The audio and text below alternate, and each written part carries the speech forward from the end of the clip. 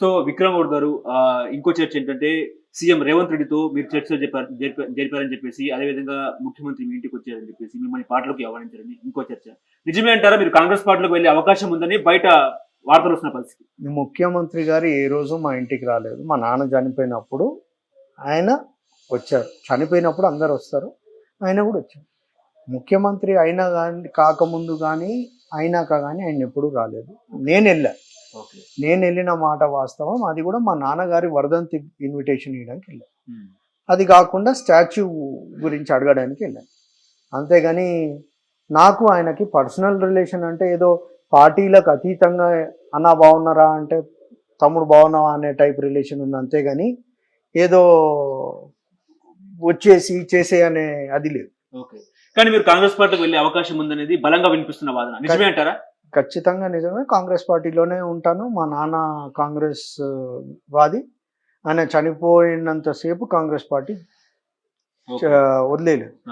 నేను మారింది ఈరోజు నేనే అంటున్నా. ఆ రోజు పరిస్థితులు అట్లా ఉన్నాయి. నేను కాంగ్రెస్ పార్టీని వదలాల్సింది లేకుండే, కానీ అది జరిగింది. దానికి నేను కూడా బాధ ఉంది నాకు.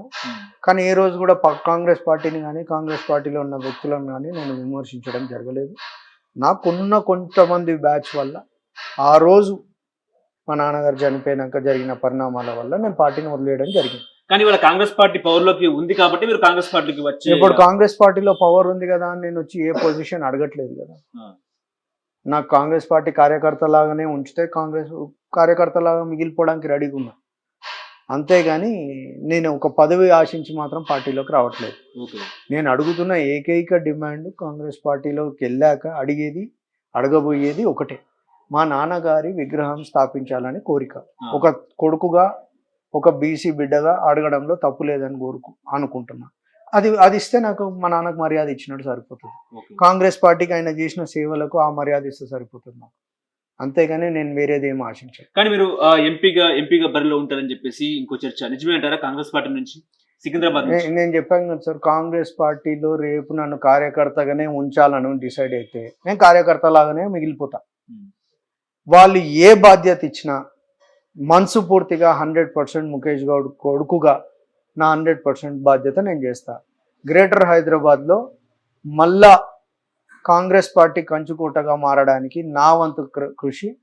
అవసరం ఉంటే ప్రతి ఒక్క ఇంటికి పోయి కడుపులో తలకాయ పెట్టి అన్న వాళ్ళని తెచ్చుకొని, అలిగి ఉన్న వాళ్ళని, టీఆర్ఎస్ పార్టీలోకి పోయిన వాళ్ళని, వాళ్ళ రీజన్స్ వల్ల పోయిన వాళ్ళని ప్రతి ఒక్కరిని తిరిగి తెచ్చుకునేడానికి నేను చేయాల్సిన ప్రయత్నం నేను చేస్తాను. ఓకే. ఇవాళ కాంగ్రెస్ పార్టీ పవర్లో కాకుండా ఒకవేళ బీఆర్ఎస్ ఉంటే కనుక మీరు కూడా రాజీనామా చేసి బీఆర్ఎస్ వెళ్ళేటోళ్ళ? బీఆర్ఎస్ పోయేది ఉందంటే 10 ఏళ్ల కిందనే పోయేటోని కదా. ఇప్పుడు వరకు ఎందుకు దానికి? 10 ఏళ్ల కిందనే పోయి కాళ్ళు మొక్కి ఎప్పుడో తెచ్చుకునేటోని. బీఆర్ఎస్ లో పోయే ప్రసక్తే లేదు. బీఆర్ఎస్ పార్టీని ఫస్ట్ నుంచి వ్యతిరేకించిన వ్యక్తే ముఖేష్ గౌడ్. అలాంటిది ఆయన ఏ రోజు బీజేపీని విమర్శించినోడు కాదు. ఆయన బీఆర్ఎస్కి వ్యతిరేకత ఉండే. కాంగ్రెస్ పార్టీలో ఉన్నా కానీ ఏ పార్టీని విమర్శించిన వ్యక్తి కాదు ఆయన. ఆయన ఏకైక పార్టీని విమర్శించిందే టీఆర్ఎస్. అదే స్టాండ్ పైన నేను ఆయన కొడుకులాగా ఉంటాను. కానీ కాంగ్రెస్ పార్టీ అంటే మీ నాన్నగారి లెగసీని కాపాడుకునే ప్రయత్నం చేస్తుందా అంటే ఏం చెప్తారు మీరు పార్టీలోకి వెళ్తే?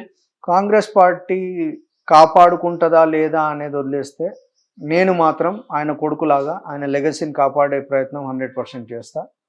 టీఆర్ఎస్ పార్టీలో ఈరోజు మా నాన్నగారి శిష్యులు ఎంతోమంది పోయారు.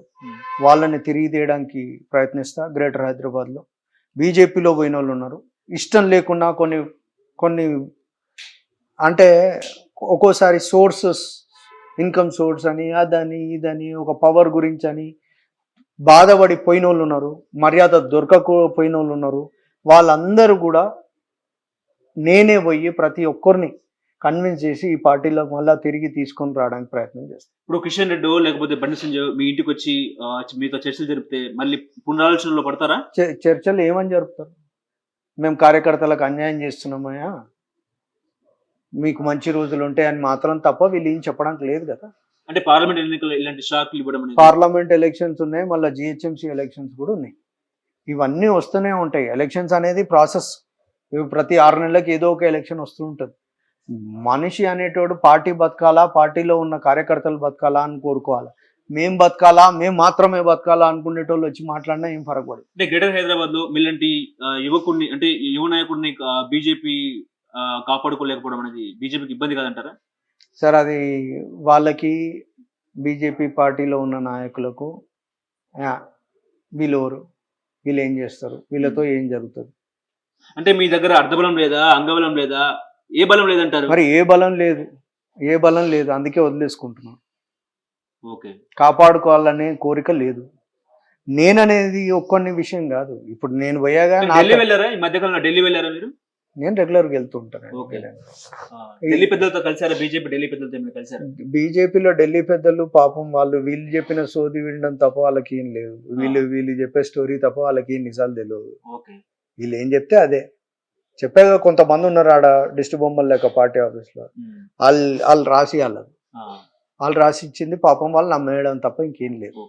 సో విక్రమ్ గౌడ్ గారు, మీరు కాంగ్రెస్ పార్టీలో ఎప్పుడు చేరబోతున్నారు, ఏ రోజున చేరబోతున్నారు? పండగ ముందా తర్వాత అంటే ఏం చెప్తారు? పండగ తర్వాతనే ఉంటుంది, మంచి రోజు చూసుకొని ఖచ్చితంగా జాయిన్ కావడం. ఇప్పుడు గాంధీ భవన్ లో జాయిన్ అవుతారా లేకపోతే ఢిల్లీలో ఏమైనా జాయిన్ అవుతారా? గాంధీ భవన్ లోనే జాయిన్ అవుతాం. గోషామహల్ లోనే గాంధీ భవన్ ఉంది, గోషామహల్ కాన్స్టిట్యున్సీలోనే గాంధీ భవన్ ఉంది. గోషామహల్ ప్రజలను అందరినీ కలుపుకొని గ్రేటర్ హైదరాబాద్ లో ఉన్న ప్రతి, నేను చెప్పా కదా చాలా మంది పక్క పార్టీలో పోయిన వాళ్ళు ఉన్నారు, వాళ్ళందరినీ కూడా ఒక్క తాటిపైకి తెచ్చి వాళ్ళందరినీ తీసుకొని పార్టీలో జాయిన్ కావడం జరుగుతుంది. నేను ఒక్కరిని సింగిల్ గా జాయిన్ కావడం కాదు, వాళ్ళందరితో పాటు గ్రేటర్ హైదరాబాద్ లో కాంగ్రెస్ పార్టీ మళ్ళీ పూర్వ వైభవం చేయడానికి ప్రయత్నించే దాంట్లో నాది కూడా ఒక భాగం. ఓకే. సో ఈ నెల రోజున కాంగ్రెస్ ప్రభుత్వ పాలన ఎట్లా అనిపించింది మీకు? రేవంత్ రెడ్డి మార్క్ ఎట్లా ఉందంటే ఏం చెప్తారు, ఏం గమనించారు? ఇప్పుడు ఆ మార్క్ ఉంది కాబట్టి నాలాంటి వాళ్ళు పోయిన వాళ్ళు మళ్ళీ తిరిగి రావాలనుకుంటున్నారు. ఎందుకంటే చిన్నోళ్ళని, పెద్దోళ్ళని, సీనియర్లను ప్రతి ఒక్కరిని కలుపుకోవడానికి ప్రయత్నిస్తున్నారు. అది ముందు లేకుండే.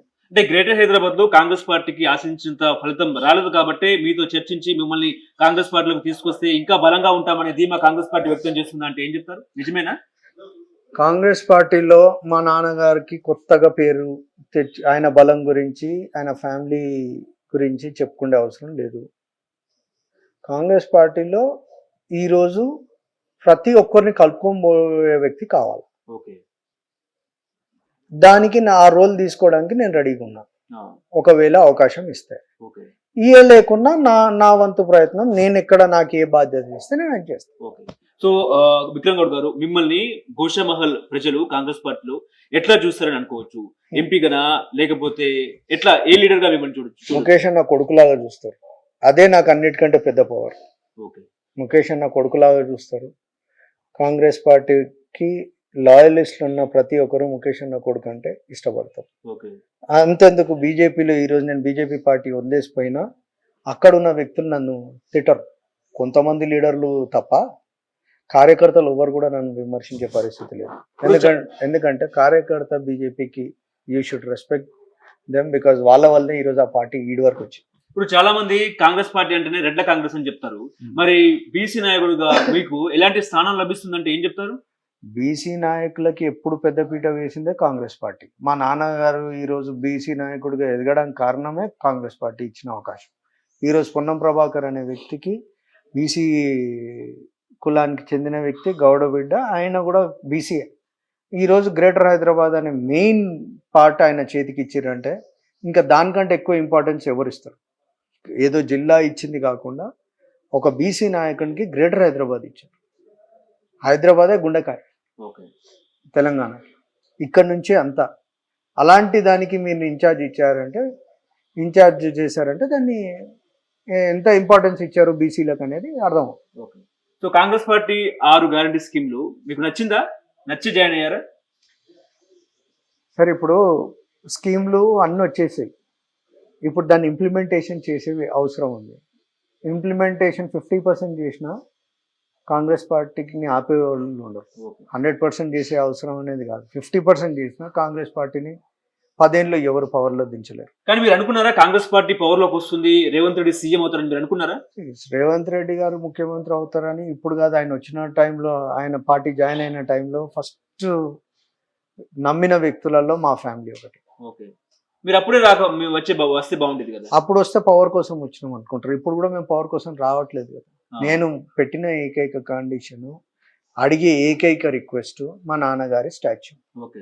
దాని తర్వాత ఒక కార్యకర్త లాగానే ఉండడానికి కూడా నేను రెడీ. ధీమా ఇచ్చినట్టు ఏమైనా ఇచ్చారా ధీమా? ధీమా ఇచ్చినది ఏమి ఉండదు కదా ధీమా, ఇంకా మన ప్రయత్నం మనం హామీ చేసుకుంటూ ఇచ్చినట్టు ఏమైనా? ఒక పని చేసుకుంటూ పోతే ఆటోమేటిక్ అన్ని అవే వస్తుంటాయి. ఓకే. సో చివరిగా చెప్పండి సార్, కాంగ్రెస్ పార్టీ కండువా చూడొచ్చా మిమ్మల్ని త్వరలో మీ మెడలో? త్వరలో ఓకే. రాహుల్ గాంధీ కలుస్తారా నెక్స్ట్ జాయిన్ అయిన తర్వాత? ఫస్ట్ ఇప్పుడున్న స్టేట్ లీడర్స్ అందరినీ కలిశాక దెన్ అక్కడికి ఫస్ట్ ఇక్కడ ఉన్న ప్రోటోకాల్ని, నేను ఒక పాత కాంగ్రెస్ ఫ్యామిలీ నుంచి వచ్చినాను, ప్రోటోకాల్ వాల్యూ బాగా తెలిసినాను. ఇక్కడ ఉన్న ప్రతి ఒక్క లీడర్కి ప్రోటోకాల్ పద్ధతిలో కలిసి తర్వాత అక్కడ వెళ్తాం.